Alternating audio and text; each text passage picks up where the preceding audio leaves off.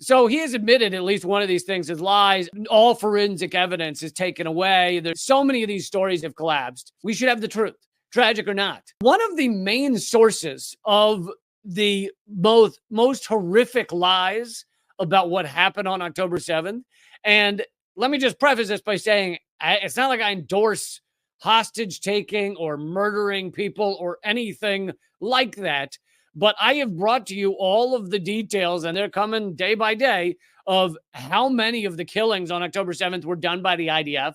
A ton of them, like a ton, because Hamas's goal was to take hostages, not to just murder people. And then the IDF came in and just started murdering everyone. But also we've seen that a lot of the, or maybe all of the most egregious things that we heard about October 7th that were repeated by our lying-faced liars of government. The sexual violence that we saw on October 7th have been proven completely false. The systematic mass rape has completely been debunked and has collapsed. The beheading babies was completely debunked and has collapsed. The mass murder of babies has been debunked and has collapsed.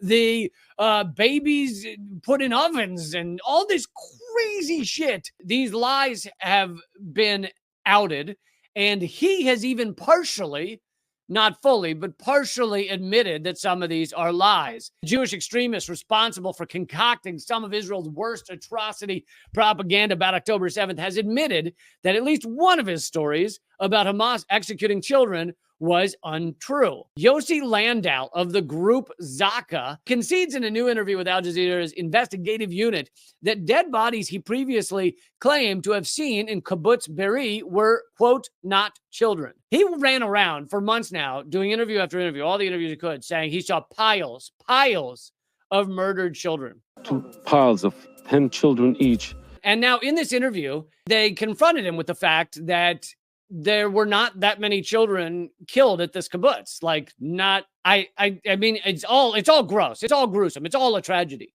But we should have the truth, tragic or not. In the interview, he then admits, because he's told there weren't that many children there, quote, when you look at them and they're burned, you don't know their exact ages. When you look at them and they're burned, you don't know exactly the ages. We're talking about 18-year-olds, 20-year-olds. You just don't look on the spot to see the ages or something like that. Don't look on the spot. He's saying this was a group of a pile of possibly adults and everything, but also in terms of the burning of so many humans, we know now that a lot of that was IDF shelling.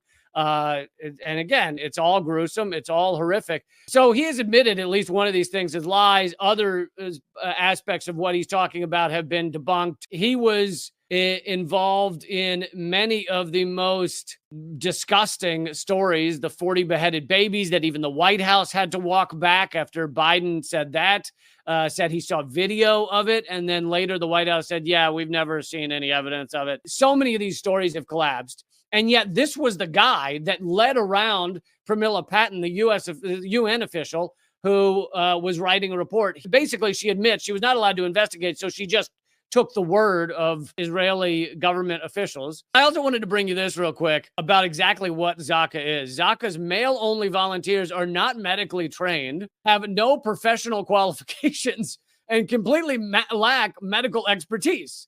You have this group of people saying they are these first responders and creating all of these lies about what happened. They're not even first responders. They're not even trained to be first responders. It's totally ridiculous. The other thing is they were pivotal in the removal of all the bodies before actual evidence could be taken, before people could come and see what actually had happened. They say they do it to be in line with, Orthodox Jewish customs, but it also means that all forensic evidence is taken away. There's no autopsies. There's nothing that could prove what actually happened. And people have found that very frustrating, but that seems to be their job. That seems to be what they did. So anyway, he has at least admitted that part of his story was made up, and much of his other stories have been completely debunked.